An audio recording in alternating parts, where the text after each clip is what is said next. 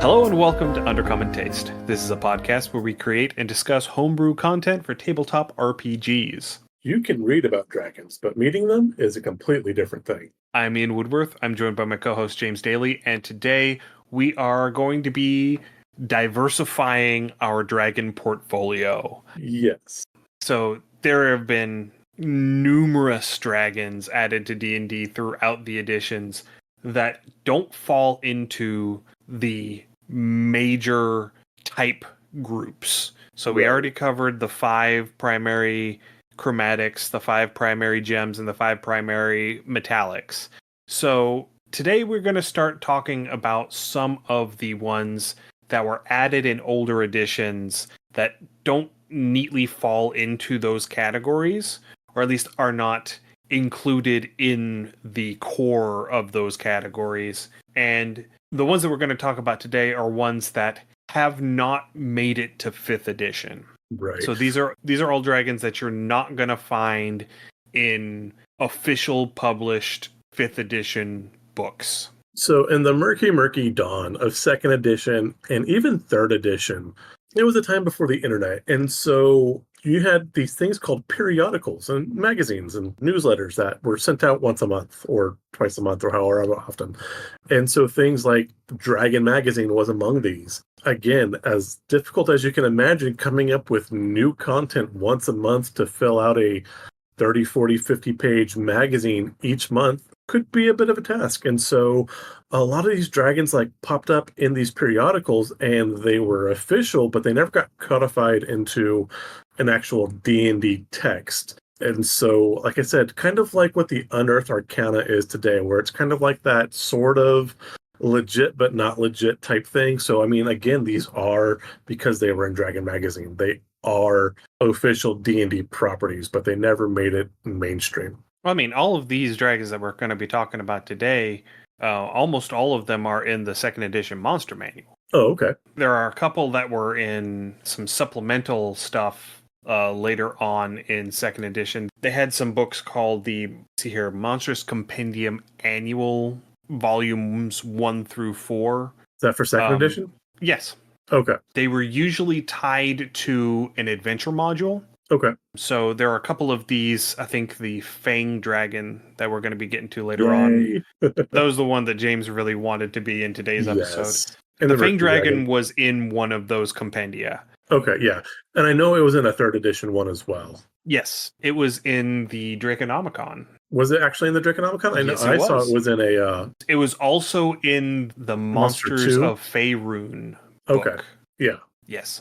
So it was in both of those books. And I think the Monsters of Faerun is technically the 3.5 version, and the Draconomicon is the 3.0 version. That might make sense. I started playing after 3.5, but people were still pulling a lot of 3.0 in, kind of like people would be doing with 5th and 2025. Right. So because we have more dragons than what we would normally have for one of these episodes, I don't have anything just generic dragon chatter before we get started. I think we should just go ahead and dive straight into this and get to all of this juicy draconic goodness. I like it. Okay, so the first one, and the one that I really wanted, is going to be the Mercury Dragon or the Quicksilver Dragon. I do love this dragon as well, yes. Yeah. This one, I could have sworn that it was in the book as a Quicksilver Dragon. I would have sworn up, down, and sideways until I started taking notes for this episode, and I couldn't find it called a Quicksilver Dragon anywhere. You'd think, that'd be a great name, a Quicksilver Dragon. It would sound amazing. I think I'm getting that from Magic the Gathering. I'm pretty sure there's a Quicksilver Dragon or a Quicksilver Drake magic card. Okay, that would make sense. I think that's where I'm getting it from, which, to be fair, Magic the Gathering was created by James Garfield as a thing for them to do after they wrapped up their D&D session for the day. Gotcha. I was unaware of that. Yes, that is exactly why Alpha, Beta, and Revised have such a strong D&D fantasy feel to them. It's because he made the game as a way to pass the time while they were waiting for people to show up for the session and, to kill time if the session finished up early. I was gonna say someone like crit the BBEG and like, okay, well, I ran out of stuff for you guys to do. That combat was supposed to take about Like, 4 hours. mom's not So come pick me up for another 45 minutes. okay, fine. I cast a land. I play a spider. Yeah. Anyway, so Mercury dragons are Mercurial. they are mercurial. They are quite mercurial. Um, they are chaotic good default alignment. Emphasis on chaotic. Yes. They're full of whimsy. They are full of unpredictability. They are full of impulsiveness. Yeah. They are also substantially smaller than most of the other dragons per size category. The great worms only get up to about 90 to 95 feet long from tip to tail, whereas most of the other dragons you're looking at somewhere in the 120 to 140 foot range. So they're about 75% the size Okay. of most of the other dragons. So I mean, they're a little bit bigger than a white, but not by a lot. Right, yeah. Okay. Of course, they speak Draconic because that is the language of dragons, but they speak so quickly. They are constantly on a sugar rush. They speak so quickly that even if you speak Draconic, there is a 25% chance that you will not be able to understand what they're saying. Now, see, you describe them as being on a sugar high. When I read about the Mercury Dragons, I see them as either someone with ADHD and or bipolar disorder because they do run so quick and their moods can shift so Yeah, rapidly. I don't know They're about definitely neurospicy. yes, but I don't know about bipolar because I don't see the depression side. I only see the mania side. Well, again, it depends on how you want to take that. So one of the big things with the lore is a lot of their personality depends on their surroundings. And while they may have that mania, I would say that depression where they become that withdrawn, antisocial to the point where like they're physically repelling people from their territory because they just don't want people today. Okay, I can see that. Yeah. I mean, maybe not bipolar, but they definitely like get overstimulated and be like, nope, I'm done. Go the hell Yeah. away. They are definitely the hyperactive part of the ADHD. Yes. Yeah.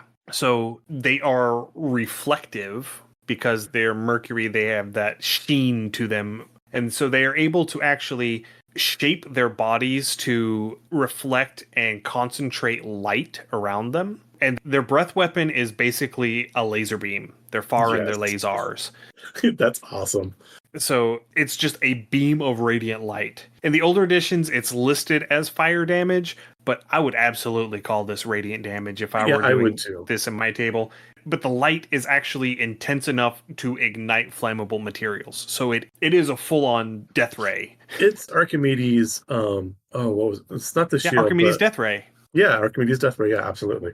And instead of having a wing buffet like most dragons do, they're able to use their wings to concentrate the light around them and focus it into a beam so they can either use it as an offensive weapon to blind creatures that are caught in it, or they can choose to make it slightly less intense and basically just use it as a flashlight. Okay, yeah, that's great.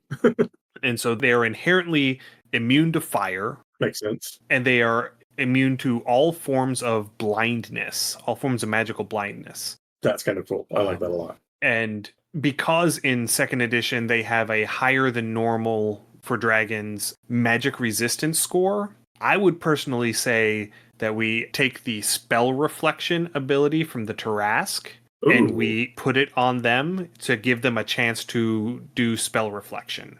I like that. The other thing I'd want to add, and this is pure trope, but again, summoning the mercurial liquid metal form of the T1000 from the Terminator series, I would almost want to make these immune to crit damage, just to kind of get that fluid and metallic kind of feel with them. So, because you bring up the T1000, I do have to add that in third edition, they gave them a vulnerability to cold, Yes. a la T1000 from Yeah. Terminator 2. You almost have to. And so I would absolutely say yes to giving them immunity to critical hits unless they get hit with cold damage. Oh, and yes. then they are susceptible to critical hits for one turn, one Okay. full round. I like that. kind of like the trolls, where if you do not kill them with fire or an explosion, they'll regenerate. Fire or acid, yeah. Yeah, so I think the vulnerability to criticals when you hit with cold damage for a round would be thematically correct and a lot of fun. So one of the things that really made them stand out from the other dragons in these older editions is that they had access by default to cleric spells as well as wizard spells for their inherent spellcasting abilities. Draconic deities. Specifically from the luck and sun domains Ooh. in 3rd edition, which would be the trickster and light domains in 5th edition. And again, that trickster vibe totally fits with this. Again, they are fully embracing that chaotic feel. Mm-hmm. They do things on mood and whimsy. So it is your interaction with that Mercury Dragon today is not your interaction with that Mercury Dragon tomorrow, because the sun may be in the wrong place, or the bird song might be too loud, or you know what, that flower is just absolutely perfect and it's happy, or it found a lucky coin and everyone's lucky today. So yeah, no, I do like that trickster vibe to it. Yeah. So they don't really have a preferred terrain in their listings. They are listed as being more of a solitary dragon. The only thing that they have is temperate and subtropical mountains. Yeah, I was reading like based in the mountains near coastlines. And so again, growing up on the West Coast, I immediately think of Cambria, where you've got the pine forest that runs right up to the beach, and that's where all the elephant seals come and rut, which again would make sense. I mean, that would kind of fit. So again, too, where you have Mercury issues with land and nature, running off near estuaries would make sense too. Mm-hmm. Yeah, that could work. Actually, you know what? I think I would like a Mercury Dragon in an estuary, especially if there was some sort of city or industry trying to form nearby. I think that would fit. Again, you've got that kind of mix of saltwater and freshwater, and then you've got the edge of urban and wild nature. It would obviously be a very kind of miffed about encroachment, but I think it would make sense for a Mercury Dragon to be there. And, you know, we often think about these sort of pristine natural locations where these dragons want to be. What if instead we're looking at something like an industrial revolution, you know, the age of industry sort of town, and they are holding up downstream of that? Yeah. Because, like, the iridescent sheen of the waste on the Oh, river no, I is like just that. something that they just love the look of. I like that. And that's another thing with these dragons too, personality wise. Their treasure, they do like coins, they do like crafted things that civilization make. But unlike other dragons, it's not a particular type. It's just kind of whatever catches their interest at that exact moment. Yeah. So I could totally see like a Mercury dragon building a lair like in a landfill or a trash heap. Yeah. And that's its area. And that does tie into one of the aspects that is mentioned in the 2nd edition entry, which is that while their bites are not venomous, their flesh is highly poisonous That makes sense. because of mercury. Yeah.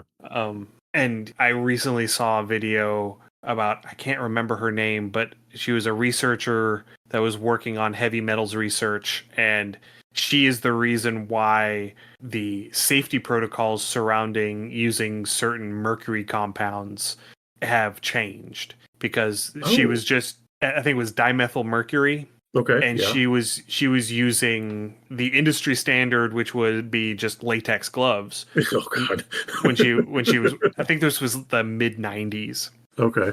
And so she had a little splash, like a little drop of dimethyl mercury land on her glove. And so she did all of the proper cleanup procedures of, you know, properly removing the gloves and washing your hands and doing all of that.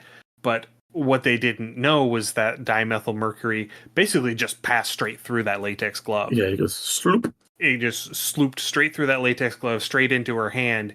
And what dimethyl mercury does when it gets in your system is it rips sulfur atoms out of cells. Yeah. Which sulfur is one of the primary compounds of nerve cells. Yep. And so basically, she had no symptoms for the first 5 months or so. Oh God. And then basically within the next 5 months, her entire nervous system just rotted away from the inside. Oh God, yeah. Yeah, Yeah. that's absolutely terrifying. Yeah. Mercury is some and it doesn't go away. I know I've told Ian about this several times before, but when I worked at my junior college, I worked in the stockroom, and the person that was the head of the stockroom before I worked there, he was weird. Apparently, he had some stuff going on and was very politely asked not to return after he threatened the head of the chemistry department and was found with weapons in his vehicle. But after this, we were going through and we found that he had this weird fascination with collecting mercury. Broken thermometers, broken barometers. He was trying to make homemade barometers. We found mercury stashed all over the stock room. In the cleanup, I think we found over 50 pounds of just liquid elemental Phew, mercury. that's a lot But of mercury. there was, and there was one cabinet where we had tons of it, and we had to sprinkle. I forget what it was, but it was the stuff that's going to help absorb and pull down the mercury vapors. But we had to pour that stuff down, seal the cabinet doors, tape them up to make them airtight, and then we had to put a label on that. It wasn't to be opened for 3 years before it Jeez. was safe to open again. Yeah, it was insane. Yeah. So mercury dragons, nice and fun. Yeah. Don't lick that dragon. There's one last little bit that I wanted to touch on before we move on, and that is an interesting word choice in the second edition entry because it doesn't talk about clutches of eggs. Okay. It specifically, and when it's talking about their mating habits, it calls them freewheeling, fun-loving, and generally irresponsible. Oh my. But that once a female mercury dragon becomes impregnated, Oh. then basically the male's paternity instincts get switched on and they just become very protective, very supportive parents for their offspring. But that, to me, using impregnated rather than talking about a clutch of eggs, suggests to me that mercury dragons are like certain snake species like boas that give birth to live young. Ooh, I like it. So that would be one thing that would make them very different from the other dragons that we've talked about. Because so far, all of the dragons we've talked about lay eggs. Oh my. I know you have a daughter. You've experienced the mood swings of a bearing woman, we will say, a pregnant lady. Imagine the temperament of a flying and irritable brood mother mercury dragon. That could be terrifying. Well, see, pregnant women are not necessarily irritable. They are just prone to unexpected and very extreme mood swings. Yes. So they're not necessarily irritable, Okay. but they can go from really happy to really sad to really angry very quickly. Yes. And given how quickly a Mercury dragon goes, Kind of fits. you're talking about that on, this is basically on amphetamines. Yeah. Okay. Yeah. You're talking about the drop of a hat. Yeah. A Mad Hat. Yeah. Anyway, that's the Mercury Dragon. Let's go ahead. I'm going to jump down my notes here a little bit. We're going to go ahead and talk about Fang Dragons because that's the one that you wanted to talk about. Yeah. They're the other smaller dragon species that's on our list for today. Yeah. So these are kind of fun. There are certain aspects of these that I really like. So these are Fang Dragons, also known as Gray Dragons. They're going to be found in like clouds and mists. I'm thinking like, again, growing up in California, the Thule fog, where it's just that it's thick, it surrounds, it's impervious. The one thing where I read that I'm like, oh my God, have to have this dragon. One, it has no breath weapon, which is fascinating, but it gets sneak attack. And a dragon with sneak attack is horrifying. The other aspect of this thing I really like that would really be fun at the table is, again, something from older editions, but its bite does con damage. And so that can really mess with your party members, even if it just does a quick snip and then backing away to lower a player's hit points. I mean, that can really mess with how a party's going to function. Yeah, so in third edition, it deals just straight constitution damage.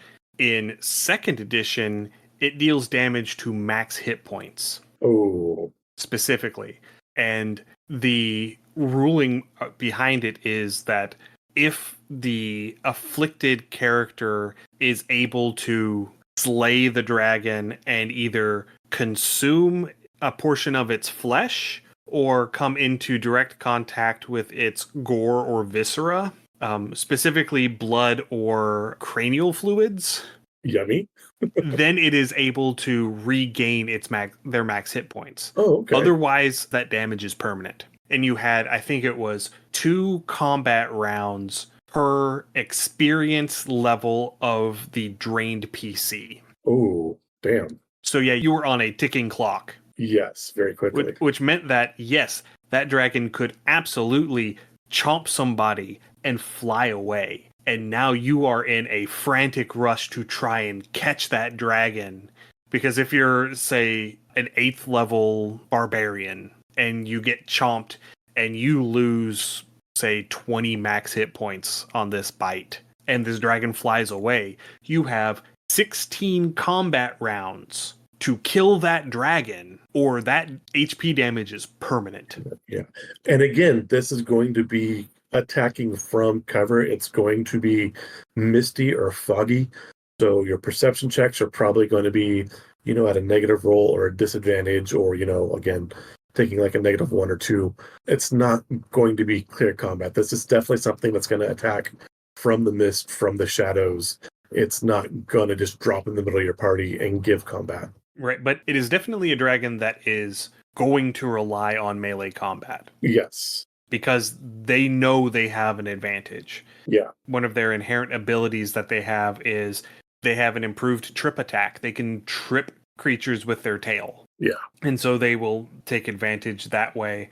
In older editions where the size of your damage dice are determined by the size category of the creature, Fang dragons were counted as being one size category larger than they were for their damage dice. Yeah. And that is specifically because they are covered in spines and horns and bony protrusions. According to what I was able to find, they were first presented in Dragon Magazine issue 134. Okay. And the first module that they were included in puts them in the ruined city of Mithranor in Faerun, which is sort of this kind of like Atlantis sort of city. It used to be this big bustling center of civilization, and where it was located was on a thin place between the Vales, so it was very easy to open portals here. So there was a portal network to basically the entire cosmos. I'm pretty sure that there was a portal that led from here to somewhere in Greyhawk. So this is a way to connect Faerun and Greyhawk.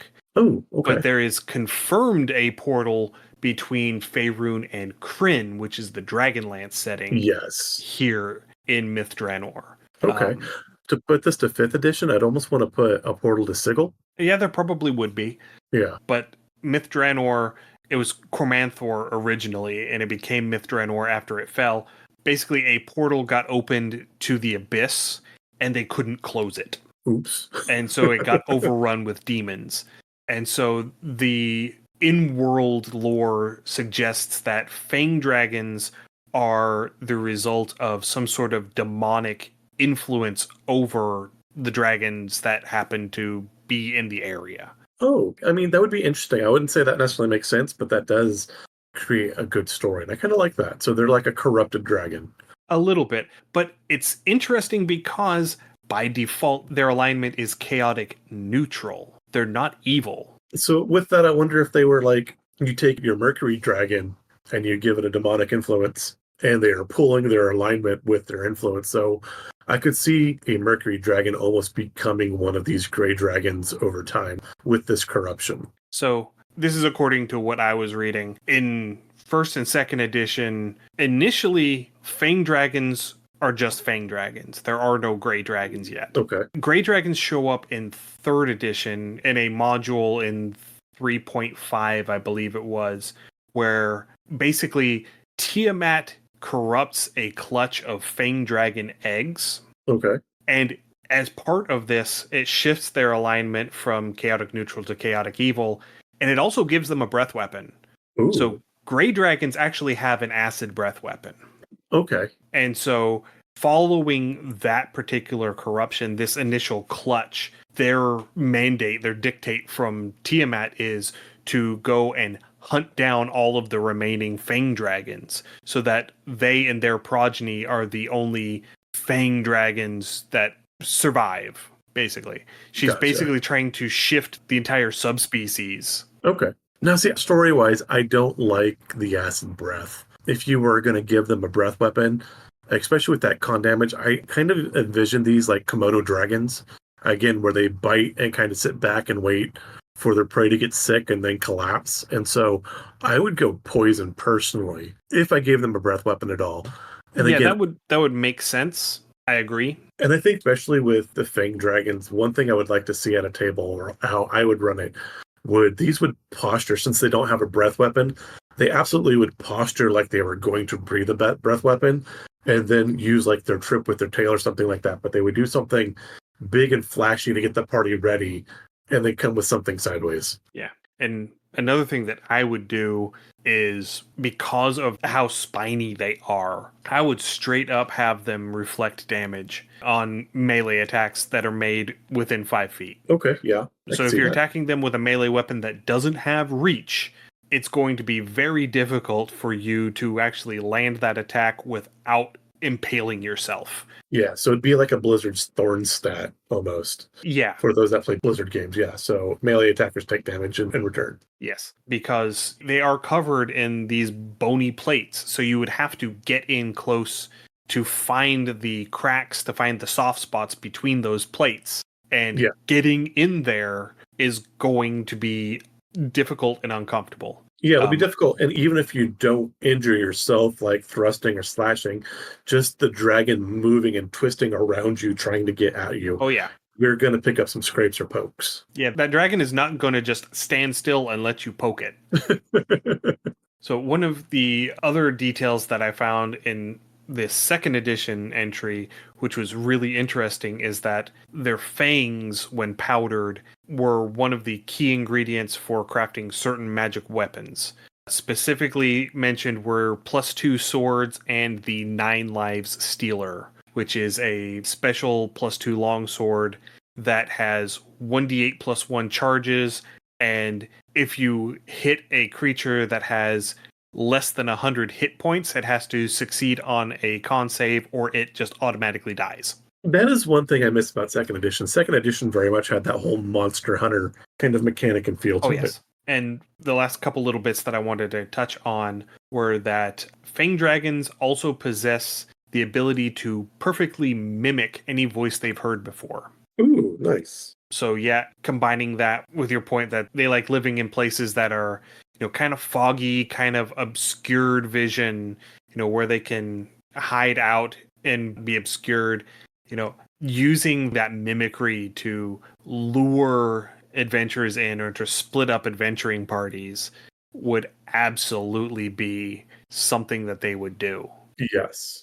And the last detail that I saw was that they actually have a second smaller set of claws that are capable of like wearing rings and wielding wands and light weapons like daggers. Ooh, And okay. because they have that mimicry ability, they're actually able to read spell scrolls and activate magic items. Nice. So Yeah, that would be terrifying. yeah, imagine, having an adventure where you're having to go and find all of the pieces of the Rod of Seven Parts. Yes. And a Fang Dragon has one of them. Oh, that would be terrifying. Yes. Yeah. I could also see like you're going with that and you're trying to find like a druid's grove or a cleric of some sort. And this is just like singing hymns to draw the party in. Yeah, I could see that happening too. Especially if one of the party members knows the person that they're going after. Say you have a cleric and the notable NPC happens to be like their mentor or something. Oh god, yeah. So they know what they sound like. Oh, And so, that's wild. of I love it. course, I recognize that voice. Yeah. Mom? Yeah. Okay. So next up on the roster are the other dragons that I really wanted to have in here, the steel dragons. These are fun. Yeah, these are a lot of fun. They're another of the technically metallic dragons. They default to lawful neutral, but many of them are lawful good. And they love living in cities and having human and humanoid companions. They often pose as like sages and scholars and other intellectuals. They are very advanced in spellcraft, so lots of them are wizards, or at least present as wizards. These are giant dragon puppies. Yeah, these are silver dragons taken up a notch. Yes. Because they love to eat human food, but unlike silver dragons, they have to actually eat enough food to maintain their true form's bulk. That's a lot of dumplings. That is a lot of dumplings.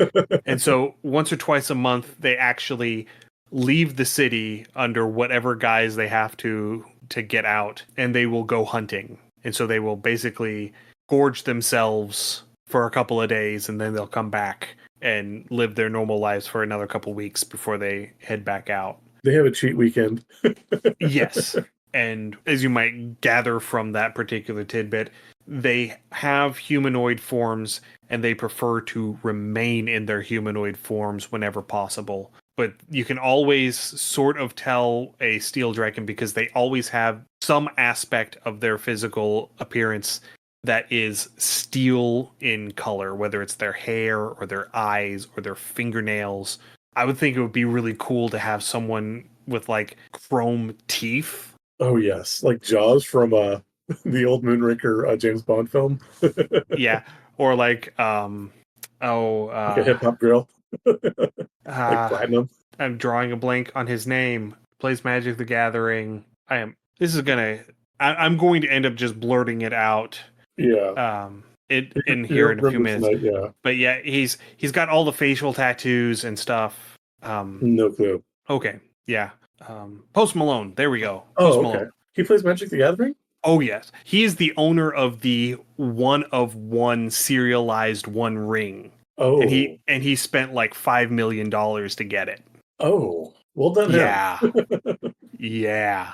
Yeah. Nice. Post Malone, he's been on several actual play shows. Gotcha. Yeah, he is big into Magic the Gathering. Nice. I'm pretty sure they actually released a Post Malone Secret Lair product at one point a few years ago. Anyway, we're getting off topic. Rabbit Trails? No. Yeah. So having one of these personas of this steel dragon, just having the steel teeth, I just think that would be a really cool, evocative image to use. Yeah. That, like I said, steel eyes, steel nails, again, depending on the person, would fit really well. Even having like a metallic sheen to their skin could work. And you wouldn't want to go, unless they were trying to pass themselves off as a Warforged, and so they're doing it that way. Could be kind of interesting also. Right. Yeah. The other image that is just screaming out to me is like this powerful matron figure with this long braid of steel gray hair. Now you say that, and immediately I think the witch from Spirited Away. I don't. Have I watched Spirited Away? I think I've watched Spirited Away. If I have, it's been a very long time. It's been a very long time. And she is not by any means a good character. But again, kind of that matron of like, that's a bathhouse, but I could see it as being like a restaurant or something like that. And yeah, definitely having that long shock of steel hair would fit really well. Oh, I am definitely seeing her as like the madame of a brothel. Okay, yeah, that would totally fit. And this is one of those. This is the ethical brothel. The ethical brothel, okay. Yeah, this is the one where all of the girls are paid adequately and they're paid fairly and they're all taken care of and they all have health care and like Dolly Parton, the best little whorehouse in Texas. Kind of, yes. Okay, yeah, okay. Because they are lawful neutral tending towards lawful good. That is the sort of establishment that I think she would run. I want a Dolly Parton steel dragon now. So that now we have to figure out what type of dragon Jolene is. Oh. Probably a copper. Maybe, yeah. Just because of the auburn hair? Maybe. Oh, I'll have to give that some thought. Because again, I would think... No. I would think green. She's a rust dragon. Oh, yes. Okay. We're going to get to rust dragons when we start talking about the planar dragons, because there's a whole slew of them. That's going to take like 3 episodes in and of itself. But yes, we have mentioned rust dragons before when we were talking about Acheron. But I think Jolene would have to be a rust dragon if Dolly is a steel dragon. I love it. Now, see, this needs to go on TikTok. Maybe I'll get around to that. So one of the things that steel dragons are noted for is that they hate breaking the charade. They hate revealing themselves as dragons. And so if you make them reveal themselves as a dragon, you are in for a really bad time. Yeah. So whenever they are forced into melee combat, they start off by using their breath weapon. Their breath weapon is really nasty. It is a cube of toxic gas. Oh. They can modulate the size of it from anywhere from as small as they want up to the maximum size per side for their size category, which would be for a great worm, a 70-foot cube. That's a lot of space. It is, especially since in second edition, it was a save at a -2 penalty or die. Oh, yeah. No, I'll pass. It gets better. It was a contact poison. Oh, So damn. even if you're holding your breath, if you have exposed skin, you still make that saving throw at a -2, and you still die if you fail. So many players died in second edition. Everybody died. And the interesting thing about it is you could cover your exposed skin with lard or grease to remove that -2 penalty. Interesting. Yeah, basically, you put the lotion on your skin or you get the hose again. Fair. Yeah. And in third edition, they did give them a second breath weapon, which was a line of acid that dealt con damage. Again, I love stat damage for a dragon. It fits. Dragons deserve stat damage attacks. Yeah. So if you got hit with their acid breath weapon, you would immediately make a con save. And if you failed, you take 1d4 plus 1 point per age category Oh. con damage. Oh. So as a hatchling, it's 1d4 plus 1. As a great worm, it's 1d4 plus 12. Yeah, that's going to kill most characters because most And people then- use con as a dump.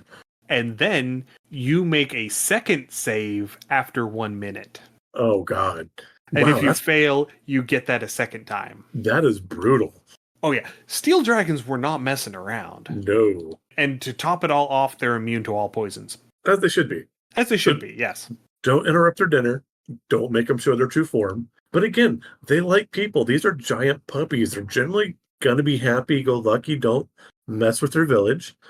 Don't be murder hobos, and you should be fine. Absolutely. Yeah. Their peeves are people who disrupt the peace of their city or despoil the wilderness of their hunting grounds. Yeah. If you come into their city and cause trouble, they will go full Batman on you. Now, see, again, talking about other things, the Steel Dragon would be perfect for Old Gods of Appalachia. Would be absolutely perfect. Especially a lot where, like, you have a bunch of the rail companies coming in, or a lot of the industrial places starting to set up, a lot of the oil refineries, places like DuPont. Steel Dragon would be absolutely fitting, just beautiful to stick in there. Yeah. And it is pointed out that if you are caught despoiling their hunting grounds, they are notably less diplomatic about it. Oh, they take it personally. Oh, yes. Very much so.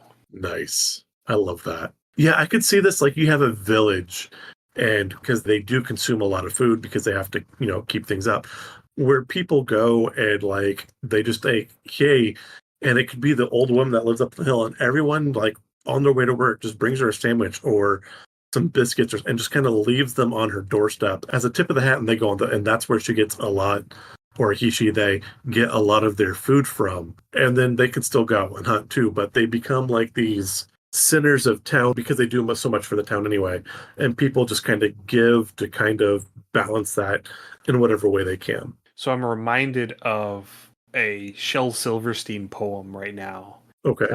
Tell you of tiny Melinda May who ate a monstrous whale. She thought she could, she said she would, so she started it right at the tail. And everyone said, you're much too small, but that didn't bother Melinda at all. So she took little bites and she chewed very slow, just like a good girl should. And in 89 years, she ate a whale because she said she could. I like it. That fits perfect. So one of these lives in a whaling village. Oh, yes. And so the whalers harpoon the whale, they haul it in, they carve off the blubber, and they pull out the ambergris. The parts that are industrial. Yeah. Well, the parts that have mercantile value. Yeah. And then they give the rest of the carcass to the dragon. That would fit really well as well, yes. Because there's a lot on that whale that they're not going to use. Yeah. And rather than let it go to waste, they just bring it to the dragon. And I now like that it. dragon doesn't actually have to go and hunt Right. because they're bringing them 4 or 5 whales a month. That is absolutely enough to feed a dragon. This would be perfect for your pirate campaigns. Oh, And she is yes. the matron of a harbor. Or he, Mm-hmm. she, it, they are a matron or She's the patron harbor of a harbor. mistress. Yeah. Yes. Okay. Yeah. Oh, yeah. There we Okay. go. Now we've got our There we story. go. Yes. Okay.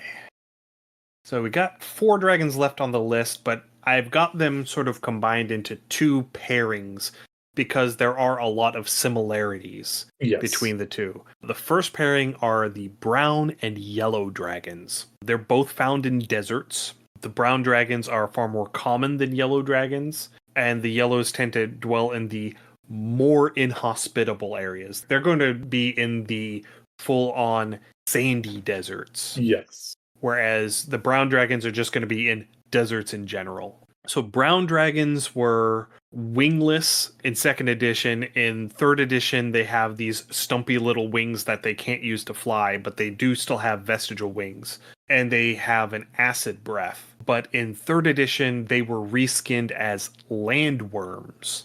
Okay. And so there were actually 8 different variants created in 3rd edition for 8 different terrain types. And the desert landworms are the brown dragons. Okay. And so all of the other ones, like there's a tundra and a plains and a mountain and an underdark and a swamp, I think, and a forest and a jungle, I think are the other 2. Perhaps. But the 8 major biomes that you would run into in most D&D games, there is a landworm for that terrain. Yeah. In 2nd edition, the brown dragons had tremor sense out to 500 feet, and they can move silently without disturbing the ground with their burrow speed. So they're basically boulettes on steroids. Yeah. One thing with the brown dragons that I really enjoyed too, and I think this was in 3rd edition, is aside from their breath weapon and their regular abilities, they also had some magical abilities and slightly to control wind and air vortexes. And so they could create dust devils and sandstorms, which I always thought, in a desert, and having the whole, what is the maboobs, the giant sandstorms, like in the end of Dune, that would definitely be something for a greater worm. But yeah, these, again, I love my desert creatures. I miss my desert home. These critters kind of speak to me a bit. Yeah, so they are intelligent, they are capable of speech, but generally they don't talk to people because they think it is weird to talk to your food. That's right. And their favorite food of everything is horse. Of course, of course. And so while they are perfectly willing to use their acid breath on people, if there is a chance that they will hit that horse with their acid breath, they won't use it. Straight up, they will not use it. They don't want to hurt the horse because they want to eat the horse. The horse is good eating. Yeah. The other thing with these dragons that I think are really interesting is they're considered omnivorous, but also lithovivorous. So they actually eat certain types of rock and mineral. Yeah, and that is something that you see a lot with, especially the metallic dragons. The metallic dragons are very, very frequently will eat ores or gemstones. The gem dragons as well. But for one of these, like these browns or these yellows, these absolutely would be laying like on a caravan path. They would raid it. They would stalk it. I don't know if they would be intelligent enough to let some pass so people still come through on occasion. So, but maybe. Go ahead. So in 3rd edition specifically, you can negotiate with them. Yeah. They are far less strict on they don't talk to their food sort of aspect that you had in 2nd edition. So it would absolutely be a thing where if you are taking a caravan through this area and you know that there's going to be a brown dragon there, you specifically bring like 2 or 3 horses with you specifically as an offering to the dragon to let you pass. Ooh, I like that. Because they are food motivated, and if you appeal to them and if you offer them a gift, they will accept it and they will allow you to negotiate. I like that. The other thing I could think of is if like your party's doing like a raiding type venue or something like that, negotiating with them to let you pass because there's a cavalry coming after you up behind, and you can wipe out your entire enemy's cavalry with a single dragon. Yeah, that would be an interesting way to go about it too. Yeah. So now talking about yellow dragons are even more isolationist than brown dragons are. Brown dragons, they will hole up in the desert. They often come into conflict with blue dragons because they live in the same sort of places. And because blue dragons are kind of assholes. well, because blue dragons can fly, they are more visibly assholes than brown dragons are. Fair. And so the denizens of the desert tend to view the brown dragons as a little bit less evil than the blue dragons. Reasonable. But yellow dragons are even worse assholes than blue dragons are. Yeah. So one thing that I really like about them is that they hunt like antlions. So they will dig like a cone-shaped pit in the sand, and they will settle themselves in the bottom of it with just their eyes and their nose poking out. And when something comes along that ends up breaching the lip of this cone, they will use their wings to destabilize the sand and force that thing to slide down the dune into their mouth. So yellow dragons have a breath weapon that is essentially the hot wind of the desert condensed, so that it deals fire damage and it blasts sand. Ooh. So it has a piercing damage element to it. Okay. And it has a chance to blind creatures that it hits with it. Yeah. Again, I've been in a sandstorm or two. I can definitely see how that could happen. And so they are immune to fire. Understandably. And one of the really interesting things is that they have the ability to at will cast silence in a 10-foot radius. Ooh, I like that. So yeah, this is why the person that you were walking along with just disappeared. Yeah. They slipped, and at the time that they slipped, that yellow dragon cast silence. So you didn't hear them go, ah, as they start tumbling down the hill. I'm saying a 10-foot radius, that's about the size of a caravan wagon. And so this could just like be chomping on the way back, like a line of enemies, clump, clump, clump, and just like slowly picking away at your line of people. Yeah, no, that would fit really well. And while they are capable of eating basically anything, their favorite meals are humanoids and brass dragon eggs. Interesting. So yeah, that's yellow dragons. I don't know that yellow dragons actually made any appearances past 2nd edition. They might be in 3rd edition somewhere. I haven't found the book that they're in yet.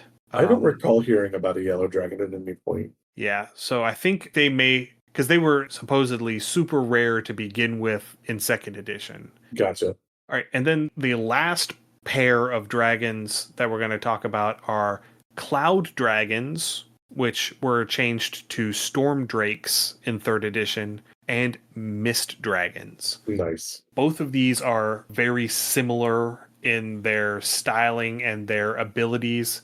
They're both patterned after Asiatic dragons, so they're the cloud serpent sort of dragons. Okay. So they're wingless, but they can still fly. They're both sort of aloof dragons that just want to be left alone. Okay, I mean, fair. They're both capable of dispersing into cloud forms, like the spell gaseous form, where you basically just turn into a cloud and you get to fly around. And while in their cloud forms, you got a 75% chance of not being able to tell that that's a dragon and it just looks like a cloud. Nice. They're both capable of using all of their non-physical abilities, with the exception of their breath weapons, while in their cloud form. So they all have innate spell casting and they all have innate spell-like abilities. And they can use their magic while they are a cloud. That's going to be brutal. They both share the preferred combat strategy of using their breath weapon, which in both cases are cloud-like. So it's a freezing cloud for cloud dragons. It's a steam cloud for mist dragons. And then immediately following using their breath weapon, they turn into their gaseous form and either fly away or harass their foes with magic until they run away. Gotcha. Yeah, so again, these sound like they don't really want to fight unless necessary. Again, that solitary reclusiveness, that makes sense. And again, that would fit, I think, I don't know a lot about Asiatic dragons. I know a little bit. And that does kind of fit that theme of them as well. As Asiatic dragons are not generally combative, I want to say. They're almost like elements of nature itself. Yeah, I don't know that I have heard or read any stories that are specifically about a hero going and fighting a dragon from an Asian standpoint. Yeah. Dragons, from my very limited reading into Asiatic mythologies, dragons seem to be more like physical aspects of certain ideals and wisdoms. Yes. The other thing that I recall from when I did my monsters and art class, they tend to be auspicious. So they tend, again, to bring good luck, but they also tend to be guides between physical and spiritual type realms. So again, these would absolutely be good for like phase shifting or planar scape. Like if you needed to find a plane, you'd probably want to find one of these dragons and they could tell you where to go or how to get there, I would imagine. So cloud dragons would absolutely be able to take you to the plane of air. Yes. Mist dragons would absolutely be able to take you to, say, the plane of water. Yeah. But getting them to do that for you would be a chore. Yeah. So again, these dragons are going to be quest locations or founts of knowledge, less a flying block of XP. Yeah. These are MacGuffin points. Yeah, these really are in MacGuffin your points. story. Yeah. So cloud dragons tend to live at high elevations, as the name suggests. As with certain silver dragons, they tend to lair literally in the clouds. They are neutral by default, and they have a listed disdain for any creature incapable of flight without devices or spells. I can see that. You're cheating. What's the thing? Look at all the technology you have to use to be as good as me or something like that. Look what they must do to imitate a fraction of our power. Yes. Yeah. So cloud dragons are immune to cold damage, and their breath weapon is a line of freezing cloud. And it's That pretty sounds miserable. big. It's pretty big in second edition. I think it's like 30 by 30 by 140 feet. Holy damn. Yeah, it's a big cloud. And so any creature that's in line with that also gets blasted ass over tea kettle, forced movement, 2d12 plus their age category feat. Nice. And there's like certain caveats, like if you can grab hold of a sturdy object, you get a bonus on the save, or if it's quadrupedal and it has like claws that it can dig in, it gets an advantage on the save. But yeah, and that's the only breath weapon that they actually have. That's plenty. Yeah. That is plenty. But it also has access to spells like Control Lightning or Ice Storm. And it says it likes to harass flying opponents with things like Control Winds and Stinking Cloud. Nice. And I mean, it would make sense to have a lot of those atmospheric type spells. And again, these would be seen as near deities, if not deities, by a lot of mortal folk, I would imagine. Yeah, probably. And it would definitely be one of those, like the old man on the mountain, the guru on the mountain sort of deals, where you would be going on a pilgrimage trying to find them. Yes. The other thing I could see with these is these absolutely would make a great warlock patron. Yeah, I can see that. Just reskin a Pact of the Jinn. Yep. Because, having that air elemental sort of bond with it, I think, that would tie in really well. Now, with mist dragons, they prefer to live in areas with permanent mist, so places like rainforests. They would absolutely live in the Cascades. Yes. But they also like living in places like the base of waterfalls. Okay. And their preferred layers tend to be like the cave that's behind the waterfall, or some natural grotto, or some place like that. And all they want out of life is to be left alone to philosophize and contemplate existence. I like them. That's all they want. Yeah. They are the Buddha. Yes. I just want to chill under my was it a Bodhi tree? That's what it was, a Bodhi tree. Yeah. So because they are mist dragons, they are immune to fire damage. Understandable. And their breath weapon is steam. So it is a cloud that deals fire damage. Oh. Steam burns suck. I don't know if you've ever had an actual steam burn before. Yes. They are unpleasant. They are. They are thoroughly unpleasant.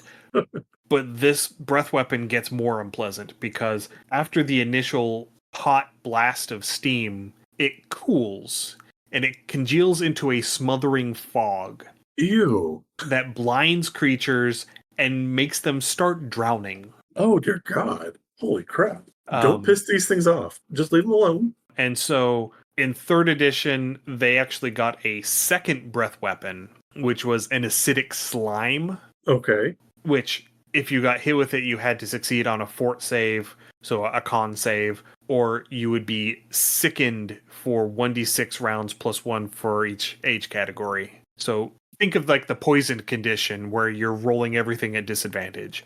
The only thing I can think of thematically is like they have, instead of like a thickened slime, it's literally like spores of black mold. Yeah, that could work, but I'm thinking it's like visually, it's more along the lines of like pond scum. Okay. It's like that algal bloom, that Okay. algae Yeah, I can see bloom. that. Yeah, I can see that. That feels Um, more like liquid than mist or steam. But yeah, no, I can see that yeah, because but that's going to be in that type of environment. yeah. So their preferred territories tend to bring them in close proximity to either green or bronze dragons. Or topaz dragons, I guess, because we have established that from our Yeah. Gem Dragon episode. And the way that they interact with them are very different. So green dragons, because green dragons can rarely leave well enough alone, the green dragons will often try to intimidate or dominate these mist dragons, and the mist dragons will just ignore them until they get irritated enough. And then they will just go full postal on this green Nice. dragon. Nice. They will straight up cloud form into their lair and just wreak havoc on them in their own house. Oh, nice. That's a special kind of fuck you. I love it. Bronze dragons, on the other hand, they tend to get along just fine because both mist dragons and bronze dragons just want to be left alone. Yeah. They'll probably sit and have some tea, do some talking, share some ideas. They'll wave at each other from across the cove. Yeah. It's like that scene from Forrest Gump where Forrest Gump is standing on the dock waving at Lieutenant Dan on his shrimp boat. Yep. Yeah, that's absolutely the sort Yeah. of relationship that this mist dragon and the bronze dragon are going to have with one another. Share stories about pissing off the green. Yeah. I like it. But that's basically what I got for Yeah, today. no, that's good. I mean, again, a lot of fun stuff. I think these lesser known dragons, again, can be fun things to throw at the table, especially if your party's like expecting a dragon. Like, hey, we might see a dragon next week, and they're like, oh, dragon. And then it's not the dragon they're expecting, but it's still a dragon. Like I said, it kind of breaks that monotony of just, okay, everybody knows what to expect. Yeah. And going back to that steel dragon, having the brothel mistress. Yes. And one thing that you would notice as you walk into the parlor of this brothel, you notice that all of the girls stay up on the second floor and they're at the railing ringing the balcony, right? Okay. And if you are especially astute in your perception, you'll notice that the foyer, this entry hall, is a perfect 30 by 30 by 30 cube. Oh, nice. I love it. So that if something untoward happens, if some ill-intended individuals happen to burst in through the front door and with the intent of causing mischief, well, there's going to be a 30 by 30 by 30 cube of savor dye toxic gas that's about to show up. Yep. I like it. I really think Islafera needs a steel dragon. Oh, it has to. Yes. It's the Iron Isle. Exactly. Islafera, yeah. Yeah. It has to have a steel dragon. Yeah. And she might be running that port. Yeah, I can see that. So there are going to be a few more episodes. We've been planning out some ideas. Definitely going to be doing one where we're talking about some of these dragons that have made it into 5th edition. So like the Moonstone Dragon, I know James is real keen on getting to the Moonstone Dragon. I love the Moonstone Dragon. I mean, they're cool. Don't Yeah. get me wrong, they are cool. There's Deep Dragons, which are, native to the Underdark. 4th edition as Purple Dragons, and then they change back to Deep Dragons in 5th edition. Stuff like the Elder Brain Dragon, which is new to 5th edition. The Sun and Moon Dragons, which are from Spelljammer. So there's a whole bunch of stuff from 5th edition So that's going to all make one episode in and of itself. We've got one where we're going to be doing all of the different templates that you can put on dragons. So obvious one is Draco Liches, but there's also from older editions, you've got skeletal dragons and zombie dragons and ghost dragons and shadow dragons, and talking about vampire dragons and potentially doing mummy dragons. Because Nice. I'm pretty sure that there is, I don't think it's called a mummy dragon. I think it's got a special name, but I'm pretty sure in one of the, maybe in like Monster Manual 2 or the Fiend Folio, there is like a mummy dragon Nice. that we can talk about. And then of course you've got all of the different ones from the different planar dragons. So you've got all of the elemental drakes from all of the inner planes. You've got all of the different dragons from the different outer planes. I'm pretty sure all 16 of the outer planes, each one has a native dragon to it. There are some like the Oceanus dragon and the Styx dragon, which live in the River Oceanus and the River Styx, respectively, that cut through multiple planes. But you also have things like, I think it's the Howling Dragon that's from Pandemonium. You've got the Rust Dragons from Acheron. You've got the Battle Dragons from Isgard. There's a whole bunch of stuff. And like I said, those are probably going to take like 3 episodes in and of themselves just to get all of those taken care of. Right. So yeah, we've got a few dragon episodes left. The Year of the Dragon. Oh yeah. Is it the Year of the Dragon? No, last year was. I just looked it up. I'm like, yeah, we missed it by a year. We're a little late. Missed it. Oh well, that's okay. But yeah, so that'll do it for today. If you have any comments, suggestions, or ideas, please send us an email, undercommontaste@gmail.com, or come join our Discord and tell us directly. You can find a link to our Discord at our website, undercommontaste.com, along with links to all of our social media, which I've started finally posting on TikTok again. Huzzah! We'll see how long that lasts this time around. 1 week later. 1 week later. And you can also find links there to our Patreon, patreon.com/undercommontaste, and our itch store, undercommontaste.itch.io. Again, if this is your first time finding us, welcome. We're very happy you found us. You can find our other podcasts on your podcatcher of choice. Just search Under Common Taste. Also, you can join me on Tuesdays and Thursdays on twitch.tv/undercommontaste. On Tuesdays, I am still playing through Darkest Dungeon, and on Thursdays, I am playing the RPG classic Neverwinter Nights. So for next episode, I think we are going to do something a little more in the homebrew camp. James brought this up whenever we were talking. Recently, John from Tale of the Manticore released a supplement to his game One Shot in the Dark with guidelines for building your own adventure modules or building your own levels for One Shot in the Dark. Yeah, which is a great game. It is. It's a whole lot of fun. It's really useful. I have actually used it for mapping out tunnels and such that my players end up going through. When you guys were fleeing the city in our home game, okay, I built that with One Shot in the Dark. Very nice. And so as sort of a way to show our appreciation for that particular game and for John as a creator, we're going to pick up a copy of the rule set for building your own module. And I think we are going to try and figure out how to build a module for One Shot in the Dark live and in person on our next episode. And probably once I get it put together, put it up on our Patreon. It'll probably be a free product because One Shot in the Dark is, I think it's either $2 or $1.50. And then this addition, this addendum, I think is 99 cents. Yeah. So I don't want to, because we don't want to sell a free product. Yeah, really. And it's one of those things where in order to really make enough to make it worth putting it on our itch page, it really needs to be at least about $3 for us. Yeah. And I cannot in good conscience sell a module that is an expansion for a game that costs more than the base game. Right. So, but anyway, that's what we're going to try and get to next time. So stay safe, everyone, and we will see you then. Happy gaming.